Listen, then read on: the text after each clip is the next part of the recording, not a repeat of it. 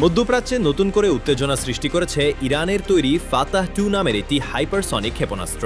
এটি প্রভাবশালী সামরিক পত্রিকা জানিয়েছে এই ক্ষেপণাস্ত্রকে আটকানো বর্তমান আকাশ প্রতিরক্ষা ব্যবস্থার পক্ষে প্রায় অসম্ভব। পত্রিকাটি আরও দাবি করেছে, সম্প্রতি ইসরায়েলের কয়েকটি গুরুত্বপূর্ণ সামরিক স্থাপনায় ফাতাহ-2 দিয়ে সফলভাবে হামলা চালানো হয়েছে।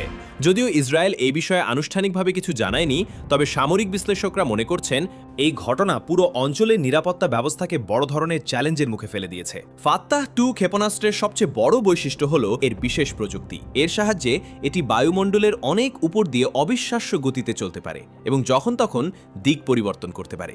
এর ফলে সাধারণ রাডার এটিকে ঠিকমতো শনাক্ত করতে পারে না। শত্রুপক্ষের আকাশ প্রতিরক্ষা ব্যবস্থা কিছু বুঝে ওঠার আগেই এটি নিজের গতিপথ বদলে ফেলে লক্ষ্যবস্তুতে আঘাত হানে। ইসরায়েলের একজন শীর্ষ প্রতিরক্ষা বিশেষজ্ঞ স্বীকার করেছেন যে তাদের বর্তমান প্রতিরক্ষা ব্যবস্থা এই ধরনের ক্ষেপণাস্ত্র আটকানোর জন্য তৈরি হয়নি। তিনি জানান, ফাতাহ-2 শব্দের 10 গুণ গতিতে চলে। একে আটকাতে হলে শব্দের প্রায় 30 গুণ গতির কোনো অস্ত্র লাগবে, যা বানানো এখন পর্যন্ত অসম্ভব। প্রযুক্তিগত সীমাবদ্ধতার কারণে এত দ্রুত গতির কোনো ইন্টারসেপ্টর তৈরি করা যায়নি। বিশেষজ্ঞরা বলছেন, ইরানের পুরনো ব্যালিস্টিক ক্ষেপণাস্ত্র সামলাতেই যুক্তরাষ্ট্র ও ইসরায়েলকে হিমশিম খেতে হচ্ছিল। এখন এই হাইপারসনিক প্রযুক্তি পরিস্থিতিকে আরও জটিল করে তুলেছে। ইসরায়েল হয়তো এখন একটি নতুন ধরনের জোন ডিফেন্স ব্যবস্থা তৈরির কথা ভাবছে। তবে এমন একটি প্রতিরক্ষা ব্যবস্থা গড়তে কয়েক দশক সময় আর প্রচুর অর্থ লাগবে। ফাতাহ-2 শুধু একটি অস্ত্র নয়, এটি ইরানের প্রযুক্তিগত ক্ষমতারও প্রমাণ। এর মাধ্যমে ইরান বুঝিয়ে দিয়েছে, আকাশ প্রতিরক্ষা ব্যবস্থা যতই শক্তিশালী হোক, তা ভেদ করার মতো অস্ত্র তাদের হাতে রয়েছে। এর ফলে শুধু মধ্যপ্রাচ্যেই নয়,